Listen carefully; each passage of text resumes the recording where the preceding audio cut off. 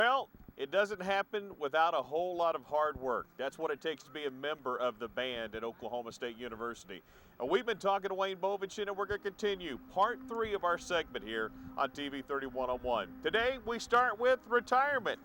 Doesn't look like he's retired out there right now. That's where we start this week on TV 31 on 1. Spent 25 years doing that and decided... Ish, yeah. Ish, yeah, somewhere in there, and decided, I'm not going to do this anymore. Yeah, I was missing too much of my kids doing their thing. Because I did this, about 4 years ago, I think. Right. And you're right. You said something about, doing the basketball band, and people think that's what I do. Yeah. Because everybody thinks I'm retired now. And we're doing this interview on a Monday morning. I slept 90 minutes last night because I was writing music or trying to write music for our next halftime show. I am so far behind on emails. We got the New York Philharmonic coming in. There is so much going on right now that there's just no time to sleep. Yeah. And so, no, I got plenty to do. So if you think I'm retired, when you see me in Walmart and I'm retired, no, I am not retired. But I had to step away from something, and I love that. But that was the biggest gain time-wise. Yeah. If I stepped away from that, that's a lot, 50-some gigs. I mean, we had graduate students that would do it, but I would still do about 30 of them. And you're still doing, you'll show up about once a year maybe when somebody's not available. I do about 5 or 6 games a year. Okay. During the break. Oh, okay. The guys that are that do the band now, they're not as, I'm pretty much local now. Yeah. This is home. Those guys are off Right. and going places and everything. And so, yeah, I've told them, yeah, I'll do the alumni band. And there have been times, what's so much fun is, and I remember this, I don't know if you, because it was a men's game, I don't know if you would have been there or not. We were playing Iowa State 2 years ago, and I had 42 people come back. And I remember Tia getting on the headset, just going, this is what I like to hear. That's awesome. Because how many are in a regular one? On a normal game? That's almost a full-size band. They do it different. They do, it was more than what they do. Yeah. They do like a player pool where they've got 70 names in the hat, but it's kind of like what the Palms and the cheerleaders do. They choose the games they're going to go to and everything. Right. So no, they only have. When people can count, there, and so yeah, it was smaller we were bigger than what the normal size band was. But those guys live for it. And it was one of those things where it just kept growing upon itself. It's like, you're coming back? Well, I'm going to come back. We've got a Facebook group of the alumni. And once, it just kept growing and growing to the point where we were a little crammed up there. And, that was so much fun. And, we did so much of the same tunes over and over again. They come back, and it's like they've lost nothing. Sure, me as a musician, I'll listen to some things and go, yeah, we could have rehearsed that. But for the most part, the fans loved it. Sure. Because they're playing all the old tunes that they remember, and it's Christmas time, so there's a lot of people coming back to this area let's go to a basketball game. Yeah. Especially when they offer, 4 tickets for $20 or whatever, they're bringing everybody in. And, that is a lot of fun. Okay, so let's fast forward now even further. What exactly do you do now? And part of the thing that I must admit is surprising me. Again, I was in band and participated in athletics as well, but I was, for 7 years, I was in a high school band. My band director begged me to try to go to Oklahoma State and play in the band because he thought I could get a scholarship and help and all those sorts of things. But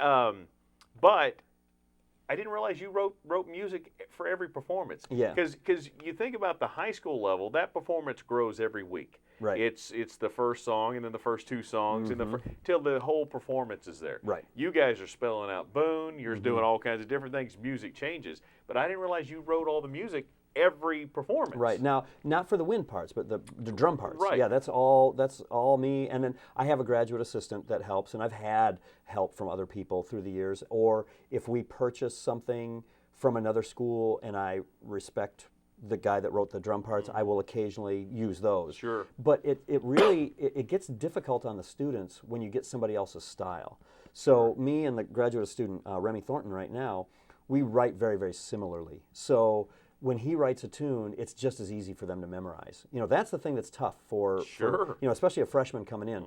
They will do more shows in the month of September and memorize more music than they did their entire high school career. Wow. Because, yeah, you're doing one show all year long. Right. Whereas here, we'll do 5, you know.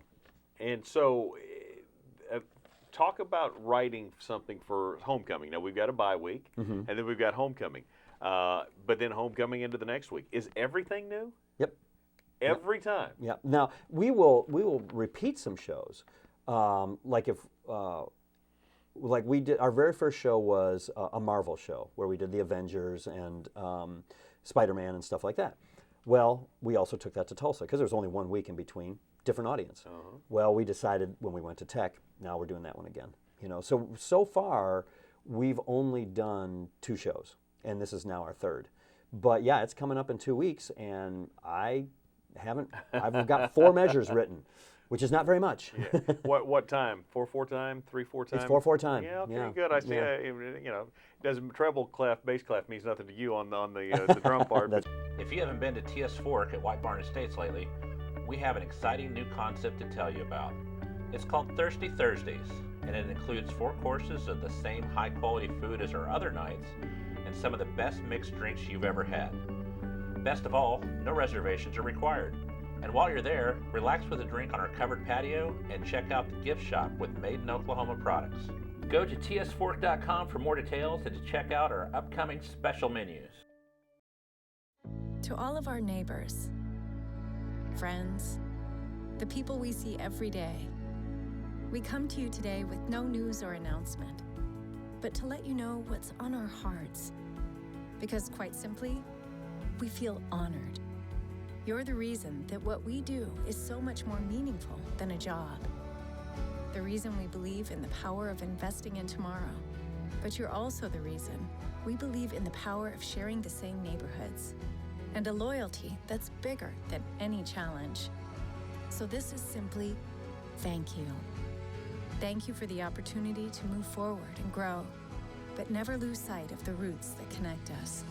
As we step boldly into a time of change and innovation, consider this our promise that every investment in our hospital is an investment in our communities. Because you're the reason we love what we do and love where we live. The McCafe is now featuring cold brew coffee and cold brew frappes. Face the day with a cold brew coffee from the McCafe with a rich cold brew coffee blended with ice for a creamy frozen drink that's colder than cold brew. Or refresh with a cold creamy frappe. We start with a cold brew coffee, blended ice, and topped with whipped cream and rich chocolate drizzle for a great anytime frozen treat. McDonald's in Stillwater, Perkins, Perry, and Cushing. I'm loving it. The Hideaway since 1957. The Hideaway is famous for a lot of things, including their off-the-charts fried mushrooms, incredible service, unbeatable lunch specials, and, of course, the one-of-a-kind pizza.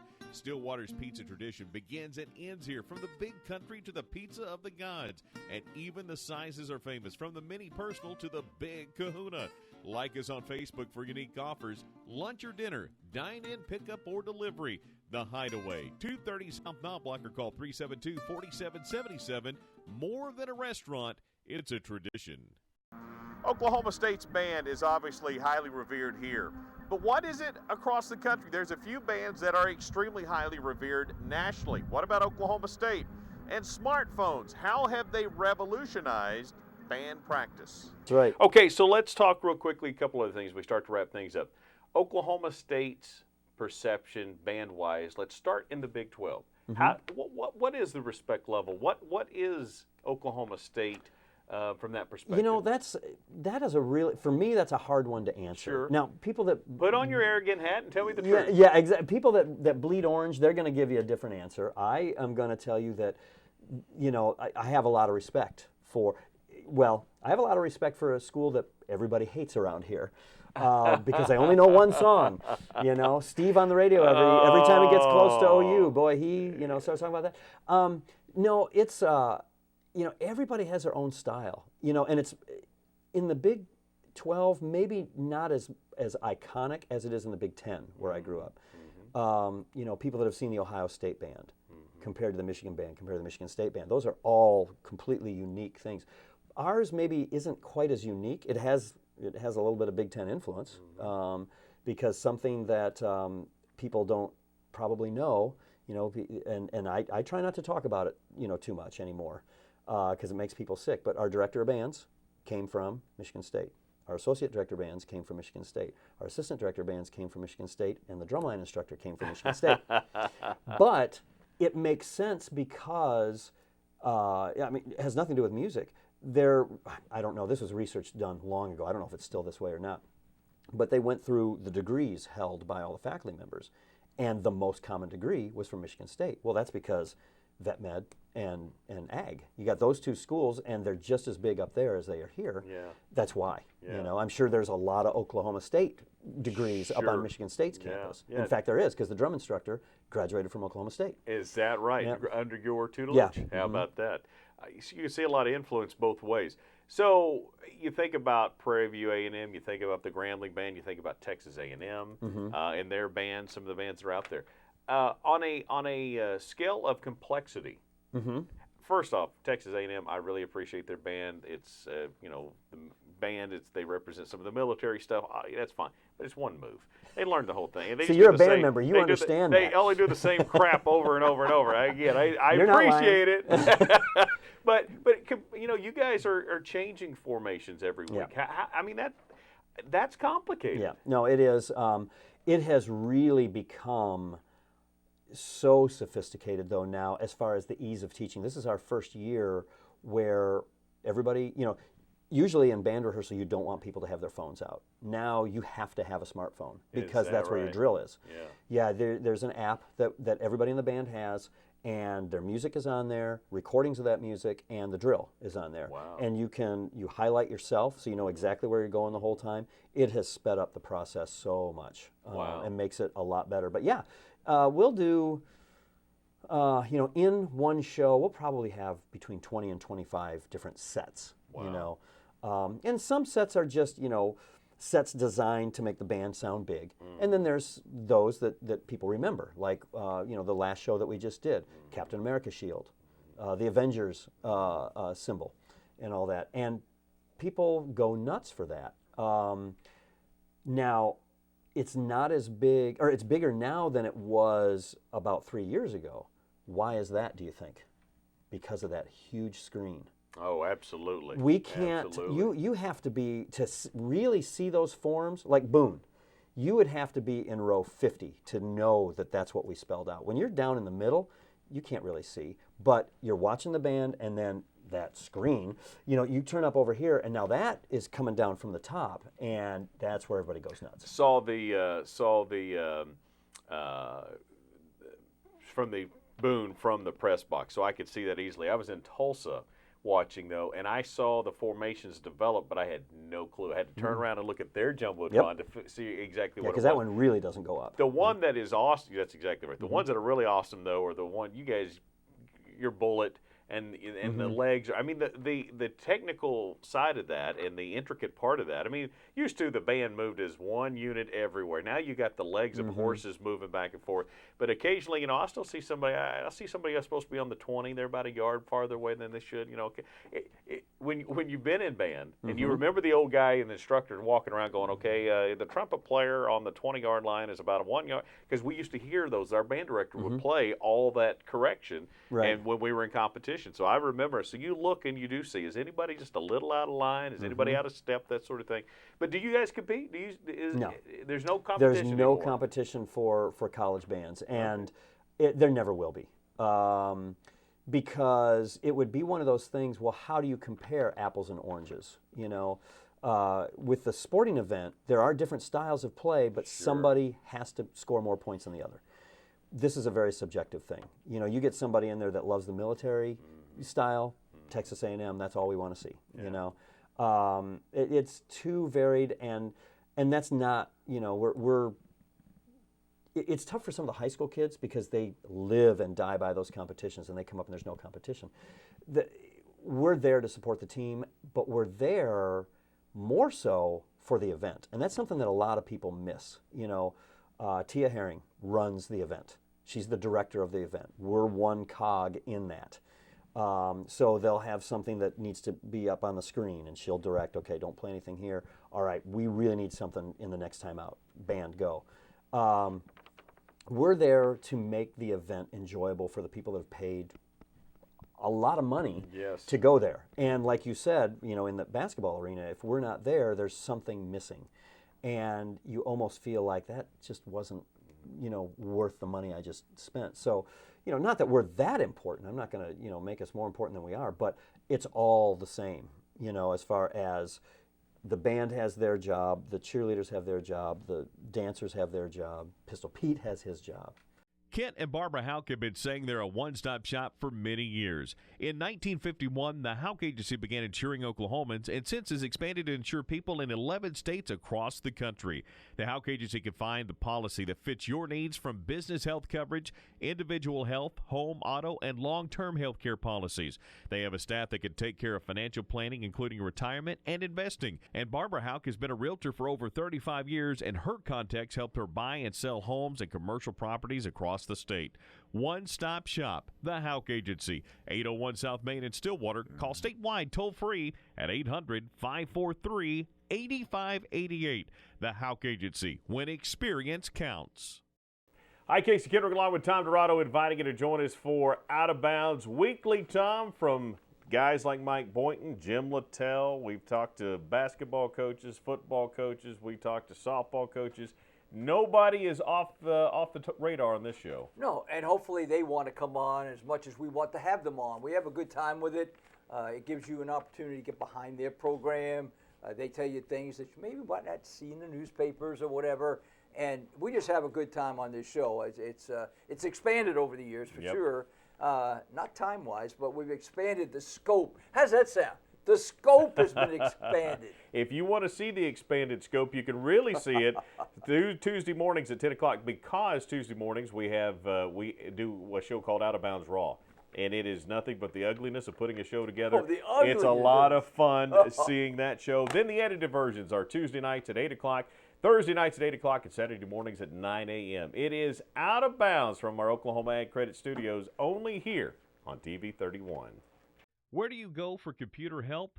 Gigabytes. Gigabyte staff are experts in virus removal, software updates, and faster running computers.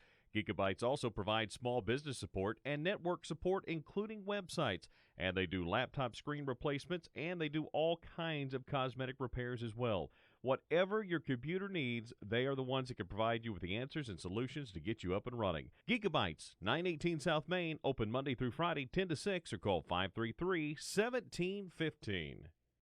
Charlie's Discount Drug, where we know our customers by name. Oh, yeah.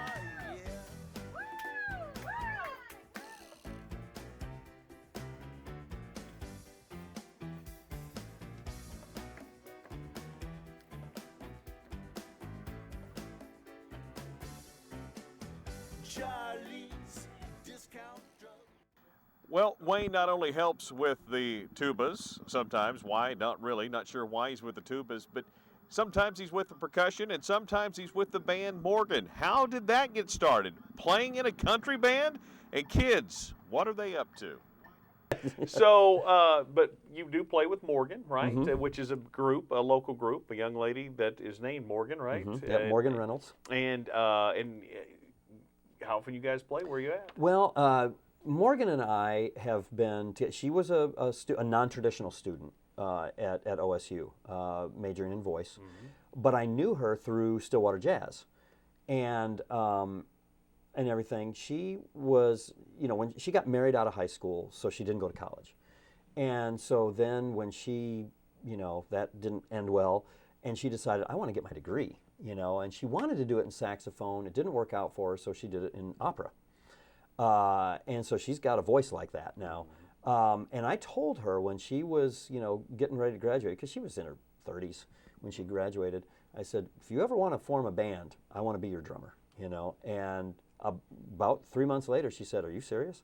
So I remember, you know, and I think it was 2011, getting together at the community center and just running through some tunes. And yeah, nowadays we do per month probably 4 or 5, per month, which is good because if it got a lot busier, that would be tough for me to keep up. Sure, sure.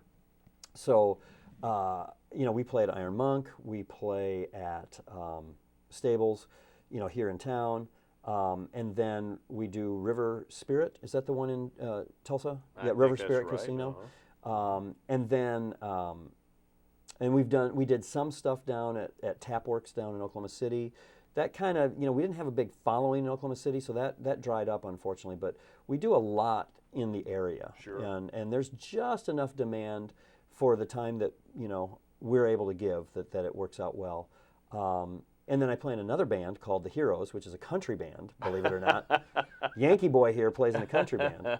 But man, that country band pays. You're in the right area. I'm not going to complain. And we just played down in Tishomingo at Blake Shelton's new place and everything. Absolutely.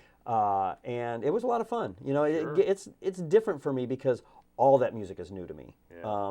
It's not incredibly complicated, not to Right. demean it, because a lot of the rock music isn't that complicated either. But I didn't grow up listening to it. Right. So when I listen to that stuff, I'm listening intently to what is the style that the drummer is doing. Which is formulating that sound is interesting. Now you got a few kiddos, right? Yep. One in drama. One is majoring at OCU in musical theater and vocal performance. Oh, okay. And she would love to be a Broadway musical theater actress. Very awesome. She was, many people know Bailey. If they saw Hello, Dolly, her senior year, she got to be Dolly. Nice.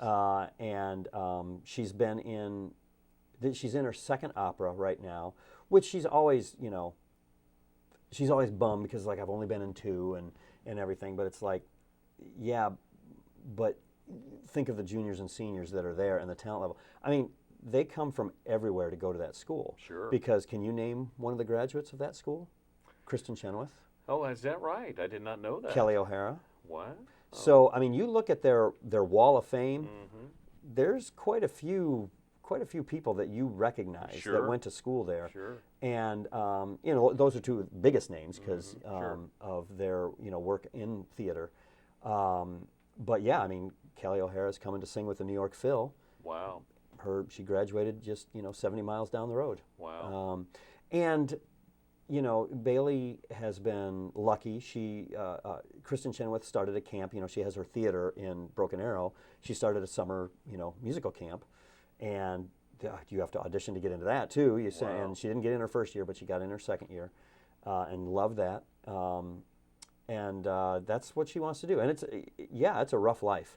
You gotta make the connections. That's why you go to OCU. Is the connections that are made down there. They take those kids to New York City.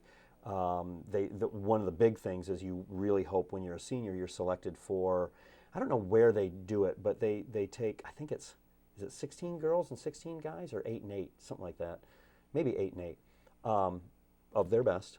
They go to New York City, they put on a recital, and then any producers, directors that want to come in to see, who's coming out of college, Sure. they may see something about Bailey that her high school teacher, Ms. Ayers, talked to her about is that she is an alto. She's not a soprano, so that means she has a low voice, which that's not what that's not what. Not typical. Yeah, the lead parts are always sopranos, and she's 5'11".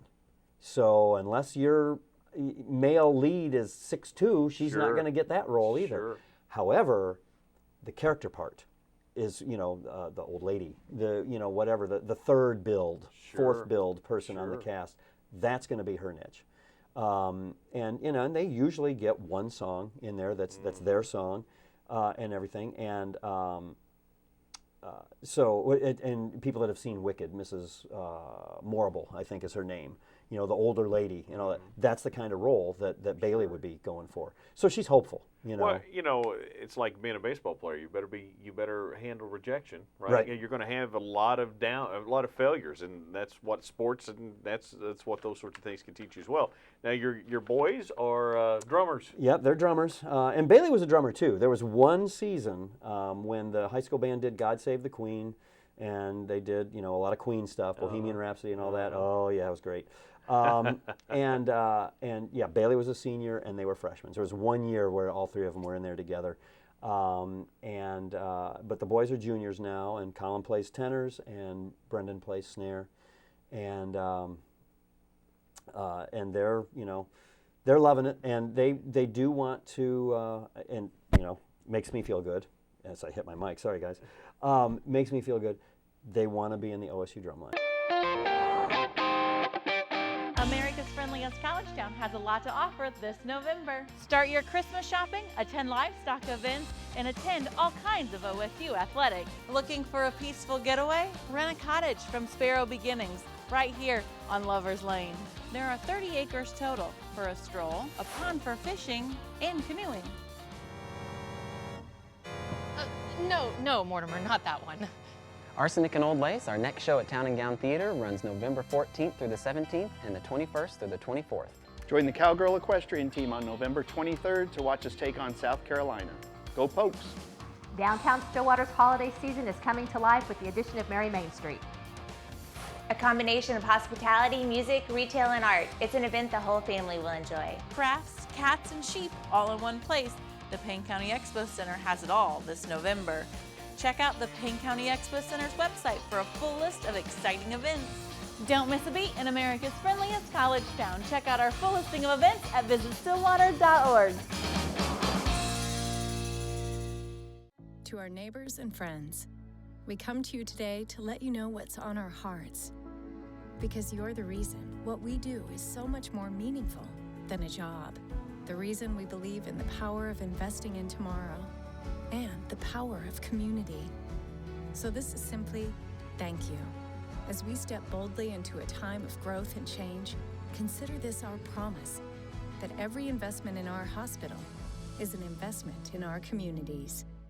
If you haven't been to TS Fork at White Barn Estates lately, we have an exciting new concept to tell you about. It's called Thirsty Thursdays, and it includes 4 courses of the same high-quality food as our other nights, and some of the best mixed drinks you've ever had. Best of all, no reservations are required. And while you're there, relax with a drink on our covered patio and check out the gift shop with Made in Oklahoma products. Go to tsfork.com for more details and to check out our upcoming special menus. When you think back of all the performances that you guys have had, any of them that just really, whether it's Morgan and what you're doing on a private sector, or, you know, you think about some of the emotional things that you guys have done, even the Boone tribute, any performance, I mean, obviously, I didn't even get my Stanford band dig in there, and the Jack Wagon. But any you know, bowl game or bowl trip or something that just made you go, yeah, that will forever be with me. Okay, it's early on, you know, because I was younger and impressionable and all that. It was in 1988, but you have to go back to 1987 to understand. Sun Bowl, also known as the Snow Bowl, because it snowed in El Paso for the first time in, 52 years. I was there to witness it. We were playing West Virginia. West Virginia has a huge band. You know, 350. You know, we may have had 100 people in the band. Wow. Because when Bill Ballinger and I came, we were the 3rd director in 3 years. That's how you kill your band program. There were 62 people enrolled in band when we showed up. So we were just grabbing anybody off the street. Can you hold a tuba? And so we went to that bowl game, about 100 people. And we had to do this mass band thing with their band. We spelled out USA. So they made the U, they made the A, and they made the top and the bottom of the S, and we did the crossbar. And so that was a memorable one in a bet. It's the only time that I ever name dropped, because the drum instructors at West Virginia, they were just a little too cocky for my, and I knew I was going to get this up to where I wanted it. And they were just going, yeah, you just keep working at it, keep plugging away, and keep working on those rolls. And I said, yeah, I'll get there. I'm going to make these guys like my old drum line as soon as I can. That's up at Michigan State. And then they shut up. They were a little too cocky. Well, in '88, I did a move that I learned from my high school basketball coach, where he told us, we're getting to the playoffs. Guys, we're not going to do very well. This team that we're playing, just you've heard this before, from coaches that do that. And of course the team was terrible. He was trying to just get us so that we'd be focused and all that stuff. We come out of the first break, we're leading by 12, and he said, sorry, lied to you, they're terrible. So I did that with the drum line. We were playing Wyoming. And, it was pretty much the exact same drum line. I mean, there was a lot of freshmen and sophomores my first year. So there was a lot of sophomores and juniors. And I said, guys, I went and watched the Wyoming drum line, and they're good. We gotta really focus and all that stuff. And so we did this Battle of the Bands thing, and we played, and I was so proud of them because whatever we played, they did really well. And then their band played, and it was Wyoming good. Sorry if there's any other Cowboys out there. Wyoming Cowboys. But it was not good. And they just looked at me, and I said, sorry, they're terrible. So it tells you, though, that even though there's not a competition, there is a competition going on every week. Well, and talk about my most memorable. I did the drum line. There is a competition for college drum lines through the Percussive Arts Society that doesn't really exist anymore, but we were a part of that quite a bit. And one show that we didn't really place very high, although one of the judges had us way high and the others did not. But I did a show that I wrote, and it was everything that had to do with Stillwater. It had a little bit of Garth in it. It had and I did this weird stuff where I took the fight song and I'm not going to get music geeky on you, but pulled the fight song apart, and it sounded like this really weird avant-garde thing. And when you listen to it, you go, oh no, that is the fight song. It's just Ride 'em Cowboys. And then and at the end, we did a part where I layered two tunes on top of each other that fit, and it was in a minor key, again, not to get too geeky, but I realized that the alma mater, if you sang it in a minor key, would fit right on top of it. And I had the drumline sing it, even though they were like, you want us to sing? Yeah, trust me. And I had some alums there that were in tears, listening to it. That is the most memorable performance I've ever had. Even though we didn't place very well, we got 5th out of 8, but the guy that actually started the indoor percussion competition movement back in the 80s came up to me and he said, I've known him since the very beginning. He said, you finally did it. This is going to win.